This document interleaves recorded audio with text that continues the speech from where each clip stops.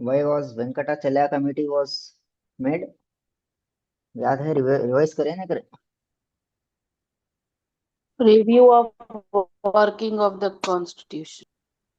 Review of the working of the constitution. Malimat committee. Police reforms. Police reforms. And last is committee for reforms in criminal law. So ये question last खत्म करे थे. Then we are going to start 94th. Now please read.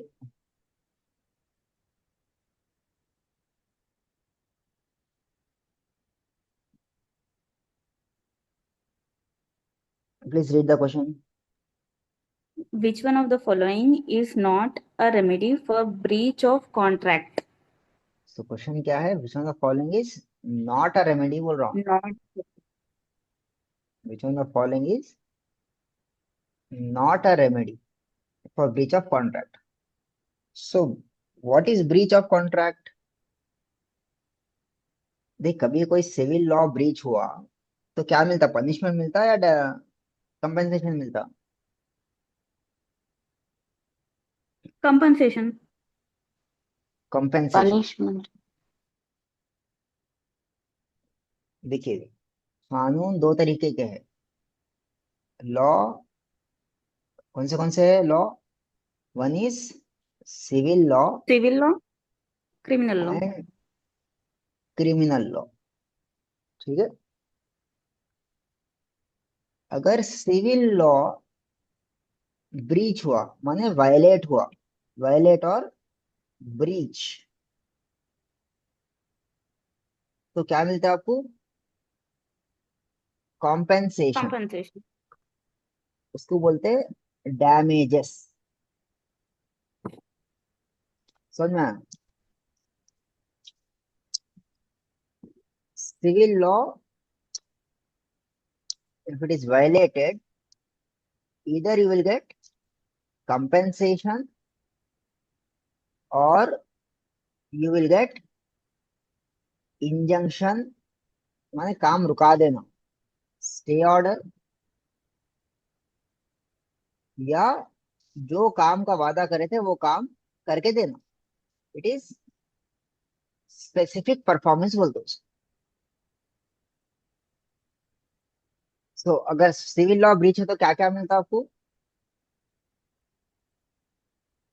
Compensation, injection, Compensation and stay order, specific stay order performance. specific performance. अगर civil law breach हुआ, अब question क्या पूछ रहा? Is Breach. not What is the a question remedy now? of not a remedy for the breach of contract. Not a remedy for breach of contract. अब contract कौन से कानून में आता? सिविल लॉ है, क्रिमिनल लॉ है? Civil law है. So it is a branch of civil law. जब branch of civil law breach हुआ, वायलेट हुआ, तो ऑप्शंस क्या क्या है? क्वेश्चन नॉट ए रेमेडी पूछ रहा हूँ. समझ में आ रहा? Fine. क्रिमिनल लॉ अगर Specific ब्रीच हुआ, performance. If criminal law is breached, then what is the remedy?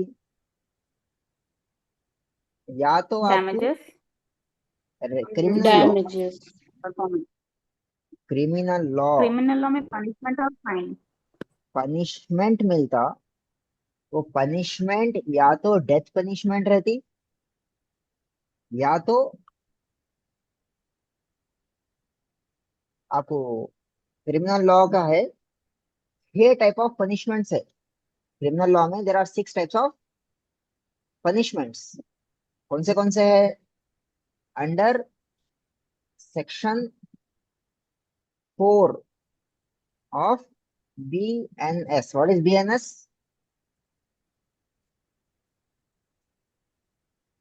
भारतीय भारतीय न्याय संहिता. भारतीय न्याय संहिता. सो जब आप क्रिमिनल लॉ ब्रीच हो तो उसमें 6 टाइप्स ऑफ पनिशमेंट्स है जो सेक्शन 4 ऑफ BNS है. सबसे पहला पनिशमेंट है, वन इज डेथ पनिशमेंट. क्या है? Death punishment. सेकंड है इम्प्रिजनमेंट फॉर लाइफ। तीसरा है सिंपल और रिगरस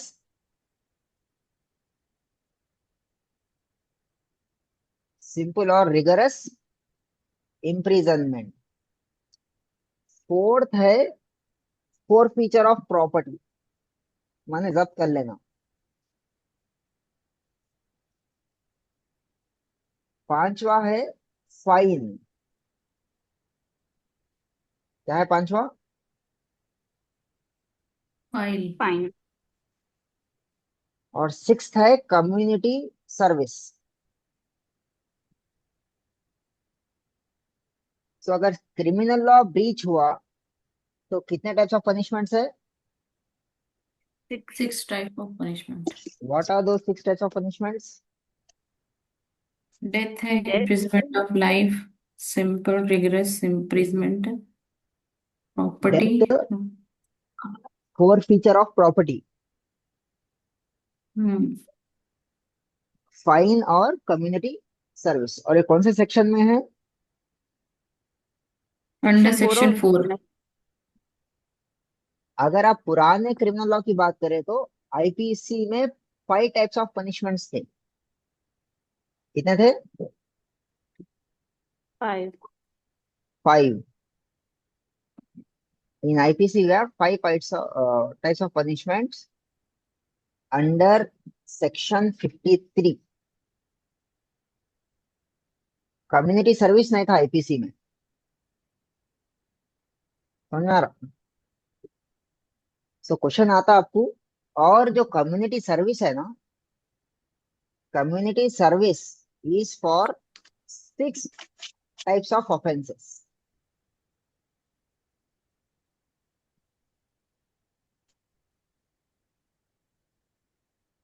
सो अगर सिविल लॉ ब्रीच हुआ तो क्या क्या है उसका रेमेडीज, और क्या क्या रेमेडीज है उसके सिविल लॉ के?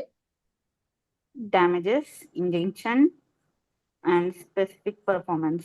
Damages, injunction and specific sir performance. Remedies मतलब पनिशमेंट सर। नहीं, सिविल लॉ में पनिशमेंट नहीं रहता। सिविल लॉ में पनिशमेंट नहीं रहता, उसका ओके उसका सॉल्यूशन रहता। हाँ, ओके सिविल लॉ में भी सिविल जेल हो जाती, सिविल जेल को भेजा सकते हैं आप। Even in civil law there is a civil jail, jail को जा सकते हैं ओके अगर पैसे नहीं दिए। बट वो बहुत ही कम है, इट्स बहुत ही लास्ट ऑप्शन रहता वो, समझ में आ रहा? तो सिविल लॉ में एंड पनिशमेंट नहीं रहता, सिर्फ सॉल्यूशंस रहते। उसको पर रेमेडीज बोलते हैं। उसको रेमेडी बोलेंगे आप। लेकिन एंड दिस क्रिमिनल लॉ में सोल्यूशन इज पनिशमेंट। ओके कि भाई अगर देखो, आप लोग you need to understand how many of you worked outside, काम करे कभी बाहर जाके? वर्किंग सर प्रोफेशनल्स कौन कौन है इधर? मी सर मैं यू मैं नीड हूँ। To you need to understand a very simple thing. जिसको जैसी जुबान समझ में आती वही वही जुबान में समझाना। सामने वाला क्रिमिनल लॉ की जुबान यस सर यूज कर रहा, तो अपन सिविल लॉ की जुबान इस्तेमाल नहीं कर सकते, मिसमैच हो जाता उधर। सामने वाला क्रिमिनल लॉ इस्तेमाल कर रहा, we can not use civil law. अगर उन्हें क्रिमिनल कर रहा तो आपको भी क्रिमिनल लॉ की जुबान ही समझाना पड़ता उसको। अगर उन्हें सिविल कर रहा तो सिविल लॉ की जुबान ही समझाना पड़ता। तो एक चीज समझ लो कि जिसको जैसी जुबान समझ में आती वैसी ही जुबान समझाना, ठीक है? नहीं तो फिर मेरे को बेवकूफ बोल। सर सिंपल रिगोरस इम्प्रिजनमेंट मतलब सिंपल मतलब खाली आपको रखते उधर उसमें अंदर चार दीवारी में, आपको उतनी मेहनत ओके नहीं कराते। मेहनत मशक्कत नहीं कराते आपको, खतर नहीं खुड़ाते आपसे। लेकिन रिगरस का मतलब बहुत ही जबरदस्त बॉडी बिल्डिंग वगैरह आते हैं आपसे अंदर, जिम को लग जाते हैं आपको कंप्लीट, सुबह से लेकर शाम तक फुल एक्सरसाइज कराते हैं आपको, वो भी फ्री में। समझ में आ रहा? ओके। एंड ठीक है, जी, ये फॉर फीचर ऑफ प्रॉपर्टी मतलब? माने जब्त कर लेना प्रॉपर्टी, अटैच कर देना। अगर आप पैसे नहीं दिए तो क्या करते? जब्त अपनी कर लेते प्रॉपर्टी से। प्रॉपर्टी ले लेके चले आते। That is four feature of property, जब्त कर लेना, सीज कर देना। ठीक है। Okay sir. और एक है फाइन। फाइन तो मालूम ही है। ठीक है, सो क्वेश्चन क्या था अपना? Which of the Which one of following the following is not remedy for breach of contract? Is not a remedy for breach of contract. तो पहला ऑप्शन डैमेजेस क्या रेमेडी है नहीं है सिविल ब्रीच ऑफ कॉन्ट्रैक्ट के लिए? है sir. तो है तो वो अपना आंसर नहीं होता। क्या सेकंड रेमेडी है क्या? नहीं है सर। थर्ड? breach of है। contract is है। nothing but solution, right? Breach of contract माने breach of civil law, solution for breach of civil law. Contract is nothing but civil law, one Okay. of the civil law. तो अगर आप civil contract बेचे, violet करे, breach करे, तो क्या solution हो सकता है उसका? डैमेजेस हो सकता है, इंजंक्शन होता है, स्पेसिफिक Damages परफॉर्मेंस हो fine सकता हो है। सकता। लेकिन फाइन किसके लिए है? सिविल लॉ के लिए, क्रिमिनल लॉ के लिए है? क्रिमिनल लॉ के लिए। क्रिमिनल लॉ के लिए। तो उन्हें क्वेश्चन उल्टा पूछा, कोई फिर आगे पूछा, which of the following is a punishment for breach of criminal law, पूछना था उन्हें। बट सिविल लॉ के अंदाजे से पूछा उन्हें, गोल घुमा के। आप can you do you know the difference और नॉट बोल के। समझ में आ रहा? सर फिर दोनों को देखना रहता सर, सिविल और क्रिमिनल दोनों को देखना सर। हाँ। अब उन्हें क्वेश्चन क्या पूछा आपसे? Breach of contract. क्या आपको लॉ, कानून, ये कानून क्या है? कानून किस लिए लाए हैं? इंसान की फितरत में है कानून तोड़ना, तो इसलिए इसमें सिविल लॉ में रेमेडी लाए और क्रिमिनल लॉ में पनिशमेंट्स लाए। ये तो 100% वो तोड़ता तोड़ता रूल उन्हें। समझ में आ रहा? तो पहले तो आइडेंटिफाई करना कि भाई सिविल लॉ है क्रिमिनल लॉ है। अब आप सबसे पहले, how many of you have said, क्या किसी को सुने क्या कर रहे? एलएलबी कर रहे बोले तो सबसे पहले एक ही पूछते, सिविल लॉ कर रहे हैं क्रिमिनल लॉ कर रहे?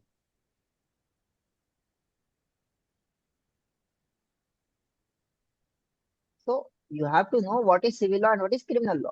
और उससे पहले ये मालूम रहना, अगर सिविल लॉ ब्रीच करे तो क्या क्या पनिशमेंट, क्या रेमेडी है, और क्रिमिनल लॉ ब्रीच करे तो क्या पनिशमेंट है। समझ में आ रहा? तो अपना आंसर क्या है?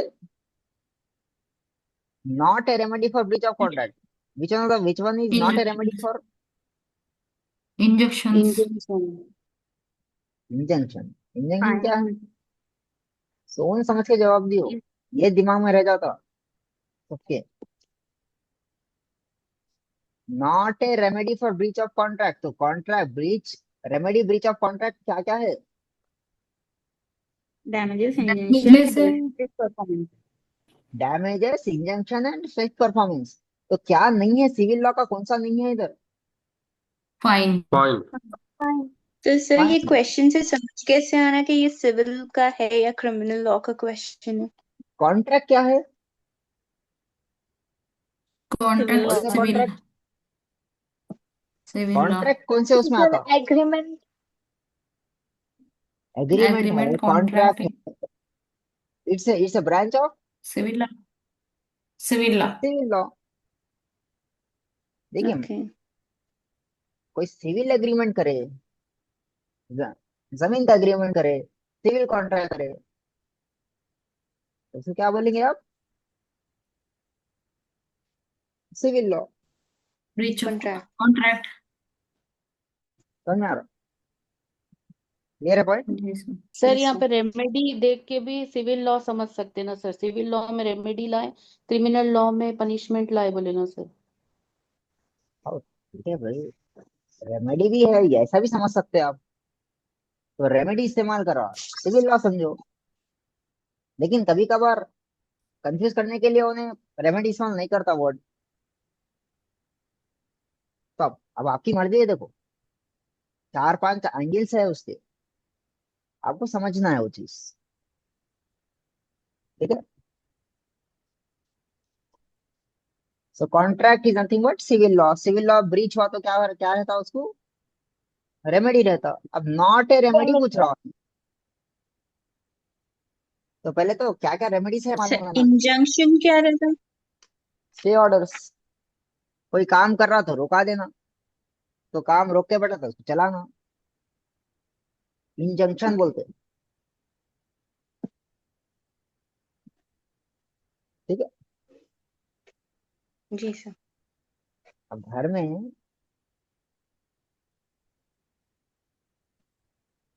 हम ऑफ यू इफ्तार के बाद कौन कौन काम करे इधर? हम्म। सबसे पहला काम नमाज क्या रहता पढ़ता है? है सर। तो क्या है सबसे पहला नमाज काम पढ़ क्या के है? बर्तन धोना रहता।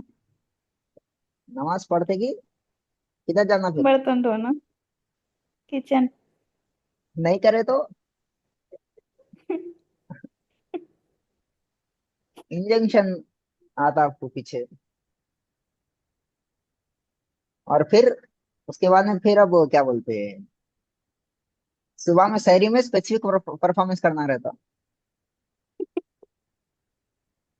फिर बाद अब में क्या, डैमेजेस हो। तो बाद में डैमेजेस आते थे। ठीक है। अब स्पेसिफिक माने ख्वाहिशात, क्या ख्वाहिश है बोल के, क्या खाते हैं सोने पूछते ना, क्या special banana, that is specific performance. या कोई काम नहीं कर रहे तो उसको काम कराना, इंजंक्शन। या काम कर रहे हैं तो उसको रोकना, damages is nothing but compensation. ठीक है। क्लियर है पॉइंट? ऐसा no? Yes, sir. Yes sir. Yes, sir. तो देखो लॉ डेली अपन इस्तेमाल करते, बट वही है बोले तो थोड़ा ताजुब होता। कभी कभी फाइन देना पड़ता। Civil civil dispute maximum turns into criminal dispute, बात बढ़ गई तो। ठीक है। सो पढ़िए। Benefit of doubt is given to whom? Benefit of doubt is given to whom. अब what is benefit of doubt? जब आप क्लियर नहीं है, होता कि नहीं होता, है कि नहीं है कि, तो क्या पुलिस को आप बोल सकते हैं होता, आते कि नहीं आते कि बोल के?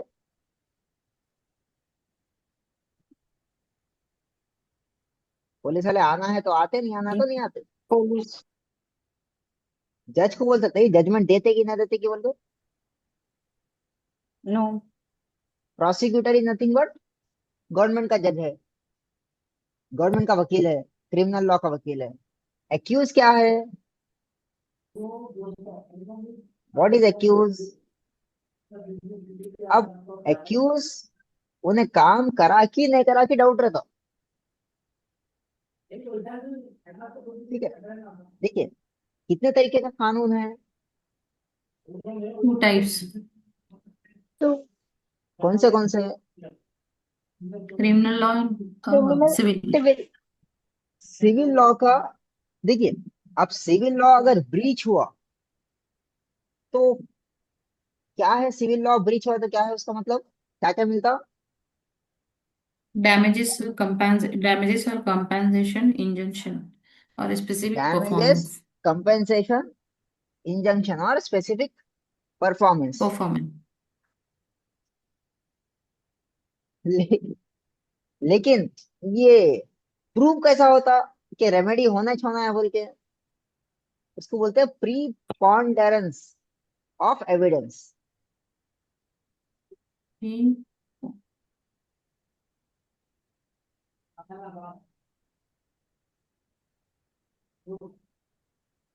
क्या है? Preponderance of evidence. Preponderance of evidence मतलब इसका मतलब क्या है? माने सिविल लॉ में Then कंप्लीटली प्रूव करने की जरूरत नहीं रहती कुछ भी। बस इतना प्रूव करना कि मैक्सिमम जितनी शक की सुई है ना, बस वो उसके ऊपर पहुंचा देना, बस होते ही। क्या बोलते हैं उसको? Preponderance of Preponderance. Preponderance of probabilities, sorry, क्या है? preponderance of probability. Preponderance of probabilities माने कंप्लीटली प्रूव करने की जरूरत नहीं है, बस शक की सुई क्या करना है, मैक्सिमम, हाँ भाई लाके इन्हें छोड़ करा देना। होगा काम वो। उसको बोलते हैं प्रीपॉन्डरेंस ऑफ प्रोबेबिलिटीज। Probabilities. इसके ऊपर रहता वेदर स्पेस परफॉर्मेंस देना या डैमेजेस देना या इंजंक्शन देना। लेकिन क्रिमिनल लॉ में ऐसा कुछ नहीं है। क्रिमिनल लॉ में क्या रहता, अगर किसी को पनिशमेंट देना है, डेथ की सजा सुनाना है या लाइफ की सजा सुनाना है या रिगरस सुनाना है या सिंपल सुनाना है या उसकी प्रॉपर्टी जब्त करना है या उसको फाइन देना है तो कम्युनिटी सर्विस देना है, तो वो देने से पहले आपको क्या प्रूव करना रहता? Beyond reasonable doubt. Civil law में रेमेडीज किसके बेस पे रहता? Preponderance of probabilities. Preponderance of probabilities. Probability. इसका मतलब क्या है कि बस शक की सुई उसकी तरफ कर दो। इशारा कर देना। हर जो भी, अगर उसको, अगर आप कोई काम नहीं करा समझो, बस उसको एक इतना प्रूव कर दो कि हाँ, सही मैंने काम नहीं करा, उतना शक पैदा कर दो आप, तो बस है, उसको बोलते हैं प्रीपॉन्डरेंस ऑफ प्रोबेबिलिटीज। लेकिन क्रिमिनल लॉ में क्या है? Beyond the reason. Beyond reasonable doubt. अगर किसी को सजा सुनाना है या किसी को पनिशमेंट देना है तो जज को बहुत ही क्लियर रहना पड़ता कि भाई इतना शक को शुबा जरा भी नहीं रहना, अदरवाइज बहुत मुश्किल हो जाती। तो उसको बोलते हैं बेनिफिट ऑफ डाउट। अगर तो कोर्ट, पक्के सबूत रहना सर, पक्के सबूत रहना, पूरा प्रूफ करने। ओके। पूरा प्रूफ करने के बाद कंप्लीट, किसी को शक व शुबा नहीं रहना। हाँ भाई, जरा सा भी ऐसा वो नहीं रहना कि अरे क्या ये नहीं करा था क्या होगा बोल के, क्या इन्हें बेगुनाह था, बेगुनाह है क्या बोल के, कंप्लीटली प्रूव करना उस चीज को। अगर जरा भी अगर डाउट है किसी के दिमाग में क्या रे भाई ने नहीं करा होगा, तो उसको क्या बोलते हैं? Benefit of doubt. ठीक है, समझ में आ रहा? Yes, yes sir. Yes, sir. Clear है point? Yes, sir. So the benefit of doubt is given to whom? What is your answer? Judge. Judge, sir. Accused. कैसा होता है Accused. ये? Accused, sorry. किसको देते हैं आप बेनिफिट ऑफ डाउट? Accused. किसको देते हैं? एक्यूज। Accused. माने अगर उन्हें जरा सा भी बेगुनाह निकल गया तो कल के दिन क्या होता, उसका जिंदगी खराब हो जाती। समझ में आ रहा? ठीक है, Yes sir. So benefit of doubt is given to whom? Accused. The accused. और कौन सी बेस पे? क्रिमिनल लॉ में पनिशमेंट कौन सी बेस पे देते? Beyond Beyond the reasonable doubt. reasonable doubt. और सिविल लॉ में किस क्या है बेस? रेमेडी का preponderance of probabilities. Preponderance of Probabilities. Probabilities. ठीक है, ठीक है, लिख लीजिए आप लोग आए हुए। ये आपको अच्छे अच्छे एडवोकेटों को भी नहीं मालूम है, यू कैन चेक आप लोगों के फ्रेंड्स में या तो कोई भी है तो ये क्वेश्चंस पूछिए एज ए डाउट। ये क्लास में सर ये बेनिफिट ऑफ डाउट बोले, ये क्या है बोल के जरा चेक करो आप, ये समझ में नहीं आया बोल के। अच्छे अच्छे एडवोकेट को भी नहीं आता, जो रियली प्रैक्टिस कर रहे हैं उन लोगों को ही मालूम रहता है चीजें। समझ आ रहा? नेक्स्ट क्वेश्चन क्या है? Next question, Ozone treaty is also considered as तो ओजोन क्या है? What is ozone?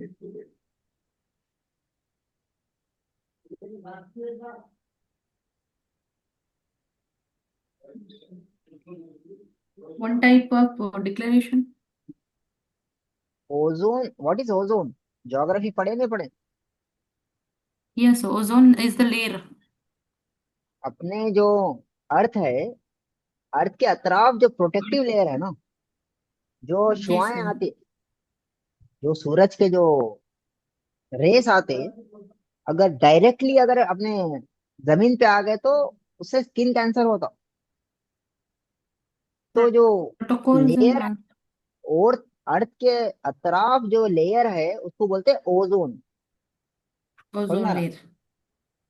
तो अपने पोल्यूशन की वजह से ओजोन खत्म हो रहा था, तो ओजोन को बचाने के वास्ते एक एग्रीमेंट करे पूरे वर्ल्ड के, दुनिया दुनिया के कंट्रीज मिलके।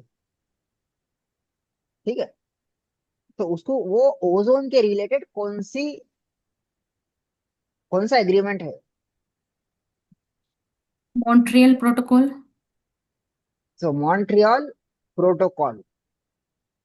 ठीक है, Sir, okay. what is treaty? Treaty is nothing Treaty but what? Agreement. International Okay. Countries के बीच में अगर एग्रीमेंट हुआ समझो, या कॉन्ट्रैक्ट हुआ, तो उसको बोलते हैं ट्रीटी। ठीक है, Okay. अच्छी लैंग्वेज में ट्रीटी बोल, कन्वेंशन बोलते हैं, ट्रीटी बोलते हैं। ठीक है, सो पहला, what is the first Okay. Option? Stockholm Declaration. Stockholm declaration. What is Stockholm declaration? कब आया? 1972 में आया। इससे पहले पढ़ाया था शायद, आपको नहीं पढ़ाया? स्टॉकहोम डिक्लेरेशन कब आया? 1972. ये किस लिए था? Environmental protection. किस लिए था ये? Environmental protection. First international environmental conference बोलते हैं इसको।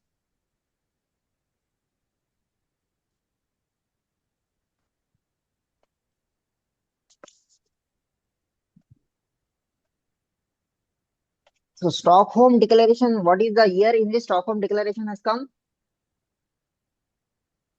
1972. 1972. 1972. तो उसका डिटेल्स क्या है? Environmental protection. Environmental Protection. Protection. Second, what is the second one? Montreal Brundtland Protocol. report. Brundtland report. Second option क्या है? Montreal Montreal Protocol. Protocol. Montreal protocol आया कब? डेट नहीं दिया उन्हें, किस लिए आया वो तो मालूम है, बट आया कब? 1987। प्रोटेक्शन ऑफ कौन सा layer? Environment. Ozone layer. Ozone layer. और ये मॉन्ट्रियल है किधर? हैदराबाद किधर है?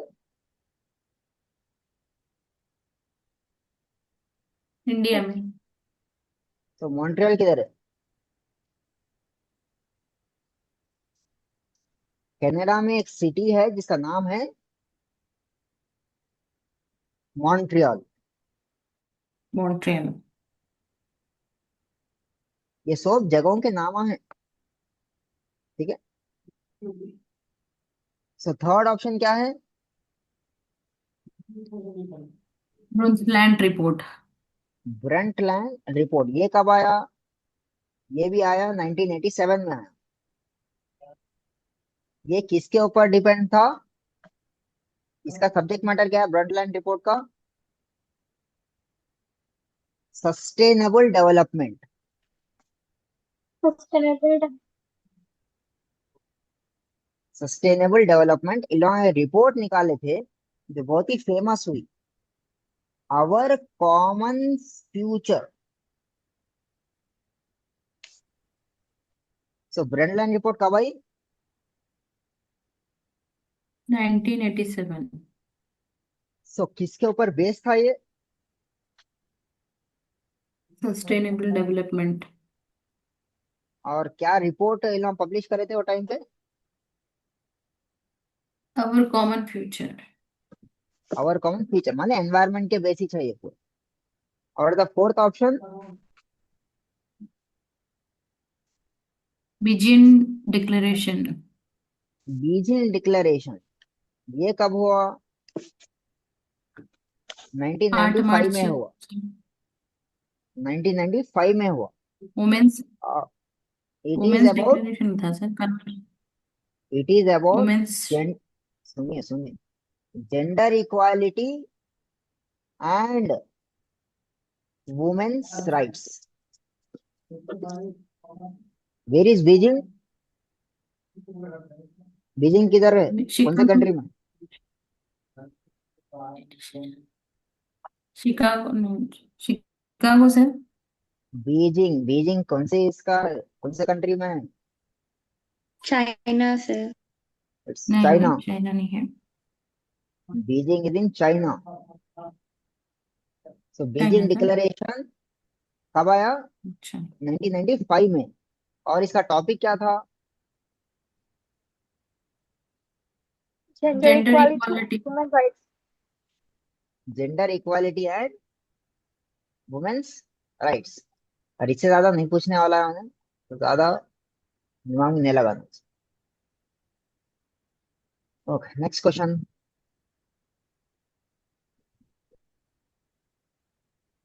ऑम्बड्समैन को Ombudsman refer to the person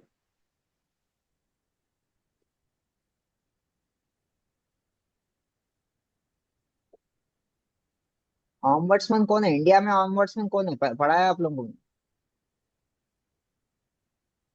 India में नेशनल लेवल पे ऑम्बड्समैन कौन है? Public authority.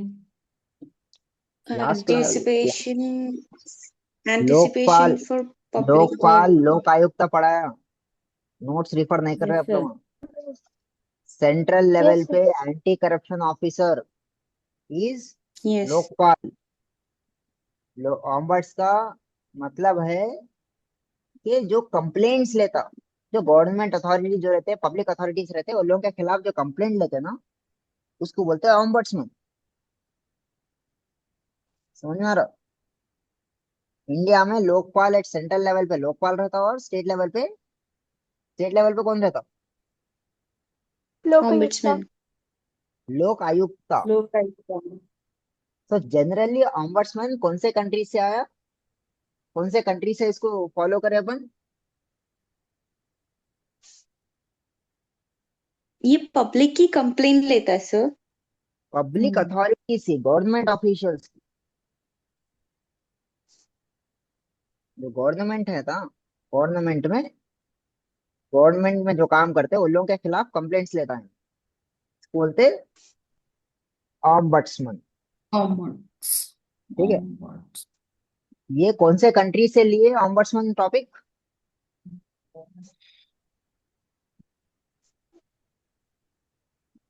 कौन से कंट्री से लिए?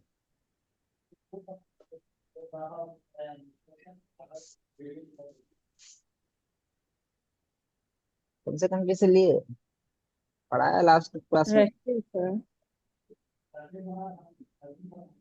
ऑम्बड्समैन स्वीडन से लिए अपन ये concept. You have taken this concept from Sweden. Sweden. इसका मतलब क्या रहता?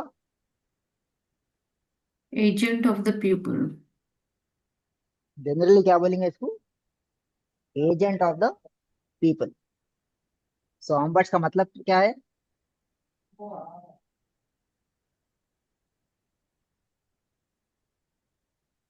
आपको डायरेक्टली उल्टा क्वेश्चन भी आ सकता। Who looks Complaint after the received complaints from against public public authorities. Authorities. तो ऑप्शन 4 दे दिया होना तो क्या आना? आप क्या लिखना answer? Who looks into the Ombudsman. complaints against public authority? तो आंसर क्या है उसका? Ombudsman. Answer which है sir? First क्या वाला. है?